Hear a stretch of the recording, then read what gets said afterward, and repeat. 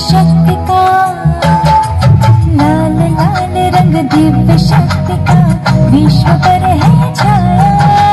सर्वेश्वर शिव परम पिता भूमंडल पर है आया। ओम शांति। आज আপনাদের সামনে দেখছেন চেতন মূর্তি রূপে দেবী দুর্গাকে। আমরা সবাই খুব খুশি, খুব আনন্দিত।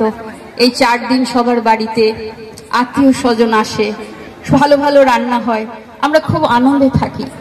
কিন্তু যদি দেবী দুর্গার প্রতি বছর যে আগমন হয় এবং আমরা খুশিতে জামা কাপড় কিনতে যাই, খুশিতে আমরা ভালো সুন্দরভাবে জীবনকে সাজাবার জন্য কত কিছু করি, কিন্তু সেটা যদি জেনে যাই এই 4টে দিন নয়, সারা বছরই কিন্তু আমরা খুশিতে আনন্দে থাকব।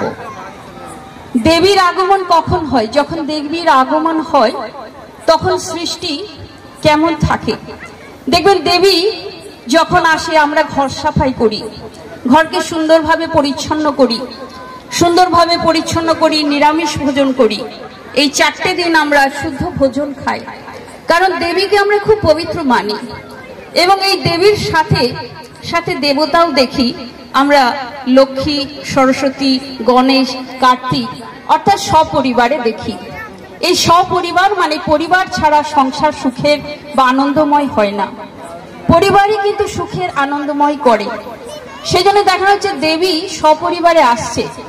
তাহলে দেবী কখন হবে? দেবী সংসারী পূজা কখন হবে? যখন আমার মধ্যে দেবত্ব আসবে, অর্থাৎ দিব্য গুণ আসবে। আজ সংসারে এই দিব্য গুণের কিন্তু বড় অভাব। মানুষের মধ্যে সত্যতা, সরলতা, নম্রতা, ধৈর্যতা, সহনশীলতা, এই গুণগুলো আজ নেই। এই গুণগুলো আসবে কখন? সেই তপস্যার দ্বারা। সেই জন্য দেখুন দেবী দুর্গার মাথার উপরে এক জ্যোতি দেখানো হয়েছে, যার নাম পরম পিতা শিব পরমাত্মা।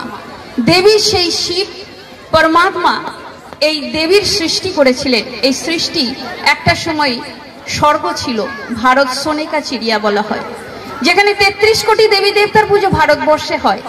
বিশেষ করে এই দেবী দুর্গার আহ্বান যখন হয় আমরা খুব খুশি, আনন্দে ভরে যাই।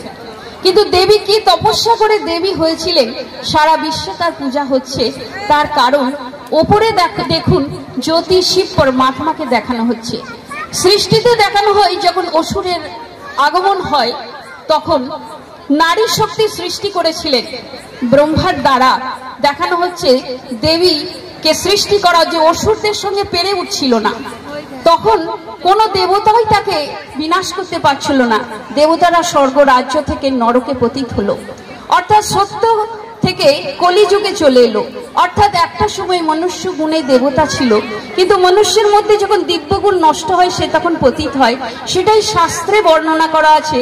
দেবতাদের স্বর্গরাজ্য থেকে অসুররা বিতাড়িত করলো, তখন অসুরকে বিনাশ করার জন্য নারী শক্তি সৃষ্টি করলেন কে? শিব। শিব তখন তার জ্যোতির দ্বারা এক নারী শক্তি সৃষ্টি করলেন এবং সেই নারী শক্তির দ্বারা অসুর বিনাশ হলো। সেজন্য দেবীর পায়ের নিচে দেখুন সেই অসুর। এই অসুর কোন সত্যিকারে কোনো ব্যক্তি নন। এই অসুর প্রত্যেকের মধ্যে রয়েছে অল্প বিস্তর, কারো কারো আবার বেশি। সেটা কি? কাম, ক্রোধ, লোভ, মোহ, অহংকারের প্রতীক। সেজন্য অসুরকে সর্বদা কালো দেখানো হয়, কালো ড্রেসে দেখানো হয়। বাস্তবিক এখানে যে অসুরকে দেখছেন সে এক ব্রহ্মা কুমার ভাই, কিন্তু সে কিন্তু তপস্যা দ্বারা তার জীবনকে শ্রেষ্ঠ বানিয়ে, স্থির বানিয়ে, একাগ্র করে এই রূপটা প্লে করছে। সে কিন্তু অসুর নয়। কিন্তু এই সংসারে কিন্তু এই আসুরিক বৃত্তি মানুষের মধ্যে রয়েছে। তাই আমাদেরকে পরমাত্মা শিব সৃষ্টিতে অবতরণ করে আমাদের এই সত্য জ্ঞান শোনাচ্ছেন। আমাদের ভিতরে এই আসুরিক বৃত্তি বিনাশ হলে এই পৃথিবীতে স্বর্গরাজ্য আবার স্থাপন হবে, ভারত আবার সোনেকা চিড়িয়া হবে। সেজন্য দেবীর পাশে দেখুন লক্ষ্মী।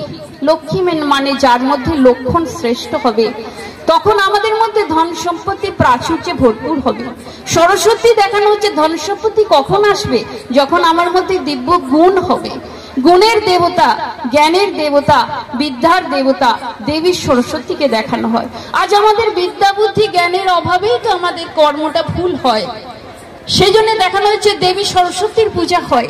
গণেশকে দেখানো হয়েছে, তাকে দেখানো হয়েছে যে তার বাহনকে দেখানো হচ্ছে একটা ছোট্ট ইঁদুর। ইঁদুর কি করে হয় এত বড় শরীরটার বাহন? ইঁদুর মানে যে সে খুব শক্তিশালী আত্মা, অর্থাৎ সে খুব শক্তি খুব বুদ্ধির প্রতীক। সে বাঘ যদি জালে পড়ে, বাঘ নিজেকে ছাড়াতে পারে না, ইঁদুর তার সেই ধারালো দাঁত দিয়ে বাঘকেও ছাড়িয়ে দেয়। অর্থাৎ ইঁদুর এখানে খুব বুদ্ধির প্রতীক হিসেবে দেখানো হচ্ছে। গণেশ মানে কি? অর্থাৎ যে কোনো পুজোর আগে দেখবেন গণেশের পূজা হয়। কেন? যে গণেশের পূজা বিঘ্ন বিনাশক। জীবনে বিঘ্ন আসবে কিন্তু বিনাশ আমিই করতে পারবো। কখন? যখন আমরা অন্যের বেশি দোষ দেখি, অন্যের বেশি ভুল দেখি, তখনই দেখবেন আমাদের জীবনে পরিস্থিতি আসে। যেন গণেশের চোখগুলো দেখবেন ছোট ছোট, সে বেশি দেখে না। কানগুলো ঠোঙা ঠোঙা, মানে বড় বড়, মানে আমি যেটা শোনার শুনি, যেটা শোনার দরকার নেই এক কান দিয়ে শুনে এক কানে বের করে দিই। তারপরে গণেশের সুর দেখানো হয়। সুর মানে কি? সে খুব সফট, সে গভীর। মুখটা সফট হওয়া দরকার। এই মুখ দিয়ে আমরা কত মানুষকে কত অপশব্দ বলি, কত দুঃখ দিই, কত আঘাত করি, কত কিছু করে ফেলি মুখের দ্বারাই। সেজন্য আমার মুখটা সফট হওয়া দরকার, তবে আমি জীবনে বিঘ্ন বিনাশ করতে পারবো। গণেশের পেটটা বড়, মানে সে সবার কথা পেটে চেপে রাখতে পারে, কারোর কথা কাউকে বলে দেয় না। আজকে সংসারে দেখুন, কেউ কাউকে বিশ্বাস করে বললে সে সঙ্গে সঙ্গে তাকে বলে দেয়, একটা অস্থির পরিস্থিতি তৈরি হয়। সেখানে গণেশের পূজা হয়। অর্থাৎ এই দিব্য গুণগুলো সে ধারণ করেই তার জগতে পূজা হচ্ছে গণেশ বিঘ্ন বিনাশক রূপে। কার্তিককে দেখুন, কার্তিককে দেখানো হচ্ছে দেব সেনাপতি। অর্থাৎ দেবতারা তো লড়াই কেন করে না, তাহলে সেনাপতির কিসের দরকার? এই দেব সেনাপতি মানে কি? এই সংসারে আমাকে কি হয়ে থাকতে হবে? আমি যুদ্ধ করছি, এই সংসারে আমি যুদ্ধ করে বেঁচে আছি। তাহলে যুদ্ধ করে বেঁচে থাকতে গেলে আমি যুদ্ধে জিতবো কখন? যখন আমার মধ্যে পবিত্রতার শক্তি আসবে। সেজন্য কার্তিকের বাহন দেখানো হয়েছে কে? ময়ূরকে দেখানো হয়েছে। ময়ূর হচ্ছে ভারতের জাতীয় পাখি, ময়ূর হচ্ছে পবিত্রতার প্রতীক। সেজন্য ময়ূরকে দেখানো হয়েছে কার? কার্তিকের মানে বাহন রূপে। তাহলে এখানে দেখানো হচ্ছে সমস্ত কিছু সব সিস্টেমেটিক। এখানে দেখানো হচ্ছে যে অসুরকে বিনাশ করলেই এই ভারতে, এই পৃথিবীতে স্বর্গরাজ্য স্থাপন হবে। কখন? আমাদের মধ্যে যখন সেই দেব শক্তি জাগ্রত করব। সেই জন্য চিত্র দেখানো হচ্ছে যখন পরমাত্মা শিবকে স্মরণ করব, তখন আমার মধ্যে সেই দিব্য গুণ, দিব্য শক্তি আসবে, তখন এই পৃথিবীর স্বর্গরাজ্য হবে। এবং তখন প্রত্যেকটা দিন আমাদের সুখের এবং আনন্দময় হবে, শুধু 4টে দিন নয়। আমাদের সামনে এই রাজযোগের একটা চিত্র প্রদর্শনীর আয়োজন করা হয়েছে এবং সামনে 14 তারিখ থেকে 21 তারিখ অবধি রাজযোগের 7 ডেজ একটা লেসন আপনাদের ফ্রি অফ কস্টে শোনানো হবে এবং যোগ শেখানো হবে। আপনাদের সকলকে আমন্ত্রণ, আপনারা সেখানে যাবেন এবং ওই প্রদর্শনীতে একটু সেটা দেখে যাবেন। ওম শান্তি।